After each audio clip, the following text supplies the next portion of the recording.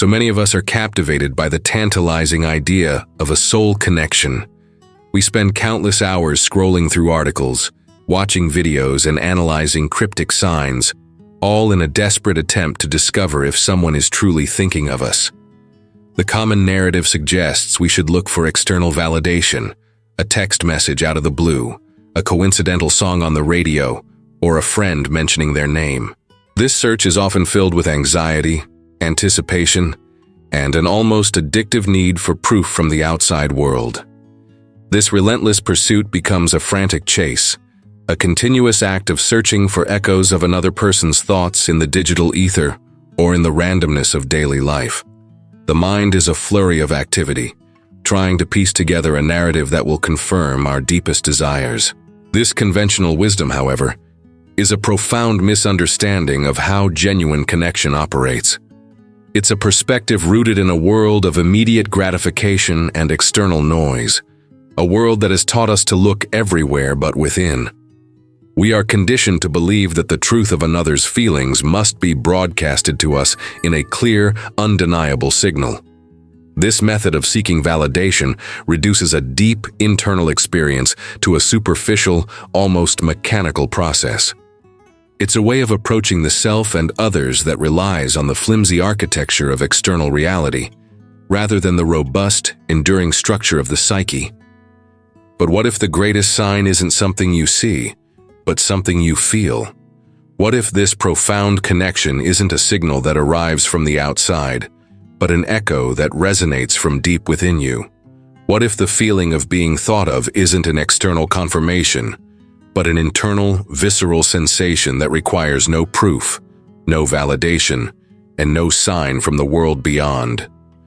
This shifts the entire paradigm of how we understand relationships and our place within them. It moves the locus of power from the other person and the circumstances surrounding them, and places it firmly back within your own being. It asks you to trust your inner compass, not the external GPS. This is not a mystical promise or a fanciful notion. It is an invitation to explore a psychological reality that has been meticulously mapped by some of the greatest minds in history. This isn't about magical thinking. It's about a deeply human psychological phenomenon that transcends the mundane. It is a concept that asks you to let go of the frantic search and instead to cultivate a state of profound stillness. This method is not about chasing, but about becoming. It is about understanding that the external world is merely a reflection of the internal one, and that the key to knowing lies within, not without. It is a challenging but ultimately liberating perspective. To comprehend this profound shift, one must first understand the concept of the collective unconscious and the archetypes. In the realm of psychology, a person's psyche is not an isolated island. It is part of a vast, interconnected ocean of shared human experience. According to Jung, this collective unconscious holds the universal patterns and images that are present in every human being. When we speak of a connection, we are often referring to a resonance that occurs not just on the conscious level, but within the deep, subterranean currents of this shared psyche. It is here, in this sacred hidden space, that the true dance of two souls unfolds, far from the noise of daily life and the demands of the ego. The connection is not a product of conscious effort, but an organic, almost primordial force. Carl Jung would argue that the feeling of being thought of is not a simple, one-dimensional experience. It is a subtle, archetypal resonance. When a man's mind turns to a woman, particularly in a way that is not purely ego-driven, but is imbued with a certain intensity or depth of emotion, it creates a ripple in the fabric of this unconscious connection. This is not about sending thoughts like a radio signal. Rather, it's about a shared psychological field. The unconscious mind, in its silent wisdom, perceives this shift and translates it into a tangible, if often misunderstood, sensation. It is a feeling that bypasses the rational mind and lands directly in the gut, in the heart, in the very core of one's being. This sensation is often described as a sudden wave of warmth, a gentle jolt, or an unexplained peace that washes over you. It's the feeling of walking through your day, engrossed in mundane tasks, when suddenly a profound sense of presence fills the room. It is as if an unseen hand has gently placed a cocoon of warmth around you, or a soft light has been cast upon your inner world. This isn't a fleeting thought, it's a palpable, undeniable energy. It feels like an echo from a distant place, an echo that confirms a truth you already suspected, but had no way of proving. It's the whisper of the soul, not the shout of the ego. It is a sacred, private experience. This phenomenon highlights a fundamental duality. The common perception of connection is one of separation and distance, where we must bridge a physical or emotional gap. The Jungian perspective, however, reveals that there is no gap. The true self exists in a timeless, spaceless realm where two souls are already intertwined. The absence we feel on the physical plane is a mere illusion. The new truth is that the feeling of being thought of is not the end of absence, but the sudden awareness of a profound, enduring presence. It's the moment when the veil thins and you become aware of a truth that has always existed just beneath the surface of your consciousness. To truly grasp this concept, we must delve into the archetypes. Within every man's psyche, there is an archetype of the feminine. Jung called this the anima. The anima is not just a personal memory of a woman, but a universal, primordial image of the feminine that resides in the collective unconscious. This archetype shapes a man's perception and attraction to women, and it is through this lens that he experiences love, passion, and connection.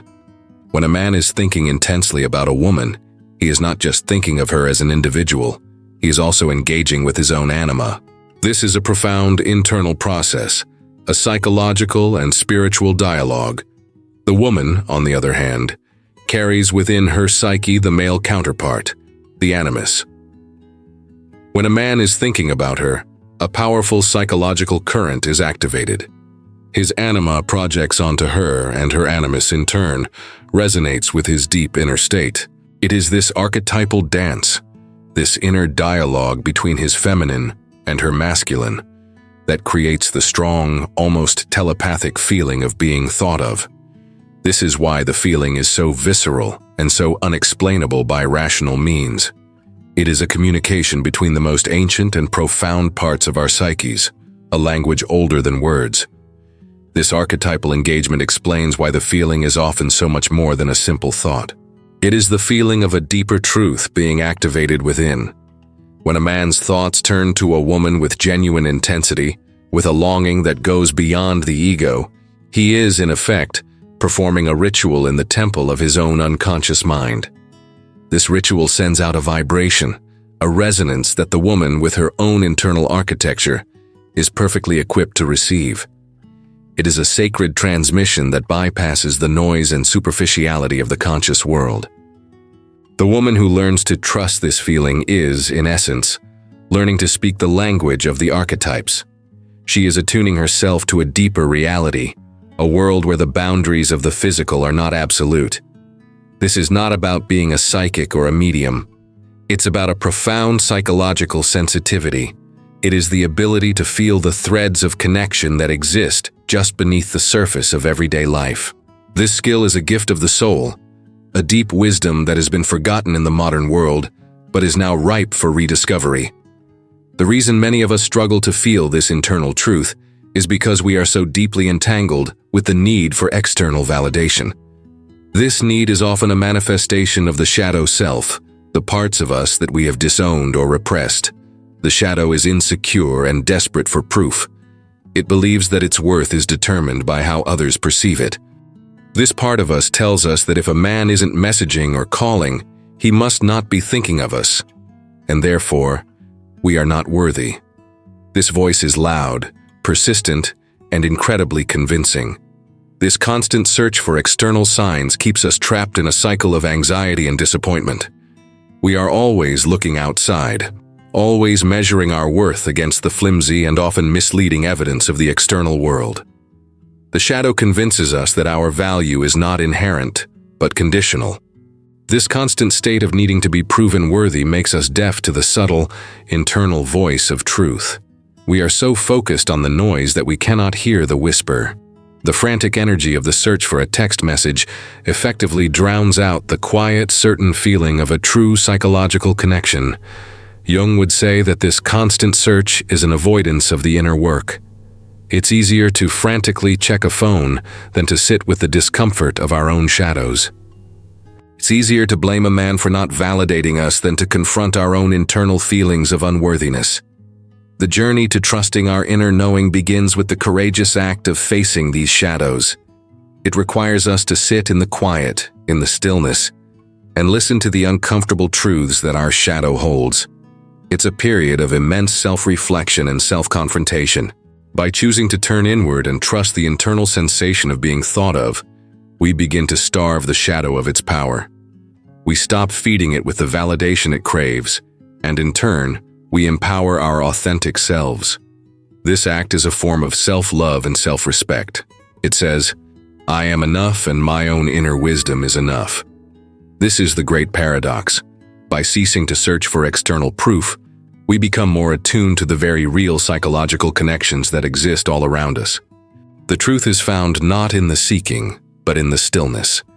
Embracing this new perspective is not an easy journey. It often leads to a deep sense of disorientation and misunderstanding from the outside world. When a person starts to trust their inner knowing, they may find themselves at odds with friends and family who operate on the conventional, external paradigm. They may question why they are not acting on the anxiety-driven advice of others, or why they are choosing to wait in a state of quiet knowing rather than to actively pursue a sign. This period can feel incredibly isolating. It's the discomfort of stepping off a well-trodden path and forging a new one through an uncharted forest. The initial stages of this psychological awakening can be fraught with doubt, self-recrimination, and profound angst. The mind, conditioned to seek external proof, can create a war within. Am I just making this up? Is this wishful thinking? Am I deluding myself? These are the shadows that emerge from the subconscious, the very same shadows that Jung would call the shadow self. The shadow is the part of us that holds our doubts, our fears, and our insecurities. In this process, a person is forced to confront and integrate these parts of themselves, to acknowledge the fear of being wrong or being rejected, and to move past it with quiet courage. A person on this path may feel a profound sense of not belonging, of being an outsider looking in on a world of shallow connections. This is a common and often painful phase. It is the feeling of being a square peg in a round hole, of having a language for something that no one else seems to understand. However, Jung would remind us that this is not a sign of failure, but a crucial part of the process of individuation. This process is the journey toward becoming a whole, unique individual, integrated and self-aware. This feeling of being an outsider is merely the first step on the path to discovering your own unique inner temple, a space where you are the sole arbiter of your own truth. The journey requires a tremendous amount of courage, for it means that you must validate your own feelings and experiences without seeking external confirmation. It means that you must sit with the discomfort of uncertainty and trust that what you feel is real and true, even if no one else can see it. It is a lonely process in many ways, but it is a necessary one. This initial period of angst and self-doubt is not a detour. It is the path itself. It is the fire that forges the steel of a person's inner resolve. The most profound challenge on this journey is to embrace the void, the periods of silence and seeming absence. In our society, silence is often equated with a lack of connection, and absence with a lack of care. We have been taught to fear the void, to fill every moment with noise and every silence with frantic activity. This fear is a major obstacle to discovering your own inner truth. The woman who is constantly checking her phone is, in a way, attempting to fill a perceived void, a psychological emptiness that she believes can only be filled by the external presence of another. However, Jungian psychology teaches us that the void is not empty at all. It is a space of immense potential and profound transformation. The periods of quiet, when a man is not physically present or actively communicating, are not periods of absence, but periods of internal work. It is in this void that the seeds of a deeper connection are often sown. It is in this silence that a man's unconscious can truly turn toward a woman, unburdened by the demands of the ego or the noise of daily life. The feeling of being thought of often arises precisely during these quiet moments, when the conscious mind is still enough to receive the deep, unconscious current. This void is not a sign of disconnection, but rather a protective cocoon that allows for inner growth. The woman who can sit in this silence without succumbing to anxiety is not just being patient, she is creating a sacred space for herself. She is telling her psyche that it is safe to be without external validation, and that her inner world is enough. In this cocoon, she is nurturing her own strength and her own sense of self. The feeling of being thought of becomes the gentle sign that this cocoon is not a prison, but a place of powerful, transformative rest.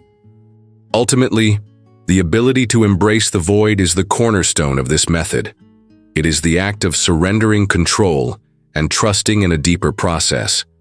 It is the recognition that true connection is not about constant communication, but about a timeless psychological bond that exists regardless of physical proximity. By learning to love the silence and the seeming absence, a person discovers that they are never truly alone.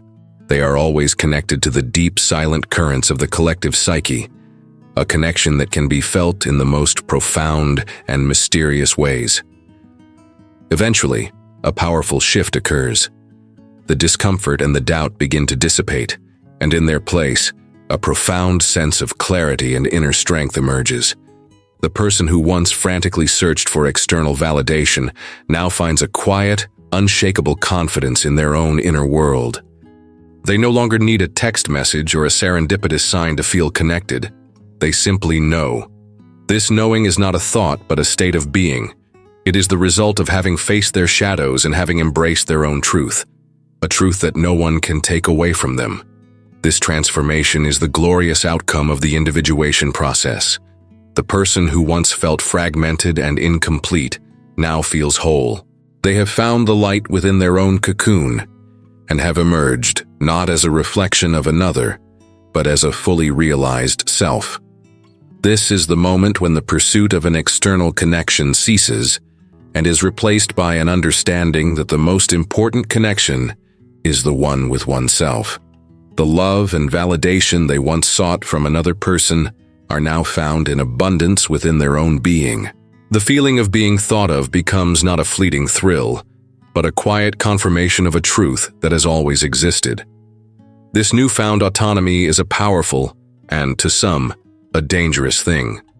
A woman who has achieved this state is no longer dependent on the validation or emotional presence of a man. She does not need him to feel complete. She is no longer a half, but a whole. Jung would say that when she becomes whole, she becomes dangerous to the conventional world. She is no longer easily manipulated by a lack of attention or an absence of words. Her happiness is her own. Her peace is her own. She is no longer defined by her relationship to another person, but by her relationship to herself. The final stage of this journey is one of profound empowerment. The person who has undergone this transformation understands that they are the architects of their own inner world. The feeling of being thought of is no longer a desperate plea for attention, but a quiet, powerful confirmation that the soul connection is real and that their inner temple is a sacred space that cannot be shaken. This is the final and most beautiful resolution. The realization that the journey was never about him, but about her. It was a journey of finding her own light and becoming a beacon for herself, and in doing so, she became a lighthouse for the entire world. So I ask you now, have you ever experienced this? This sudden, inexplicable sense of being thought of that has nothing to do with a notification or a sign from the outside world? That feeling of a deep resonance that bypasses the mind and lands directly in your heart. I want you to sit with that feeling, to honor it, and to know that you are not alone in this experience. This is a real psychological phenomenon that is waiting for you to embrace it. It is the silent language of the soul. And if you've ever felt like an outsider for feeling this way, If you've ever doubted yourself and your own inner knowing, I want you to know that that too is part of the process. It is a necessary stage on the journey towards becoming your authentic self. The doubt is not a sign of your weakness, but a sign that you are on the brink of a profound psychological transformation. This is not just a personal journey, it is a universal one. If this video resonated with you on a deep level, if it gave you a new way to look at your relationships and your own inner world, please consider sharing it. Your story and your insights are invaluable, and they can help others who are also on this journey. I want you to leave a comment below and share your experience with us. Let's create a community where we can talk about these deeper, more meaningful connections without fear or judgment. Let us know what this feeling feels like to you. Finally, if you want to continue this journey of self-discovery and psychological exploration with us, make sure to subscribe to the channel and turn on notifications. We will continue to delve into these fascinating topics, helping you to understand yourself and your relationships in a deeper and more meaningful way. Thank you for being here and for being brave enough to look within. You are not alone. You are awakening.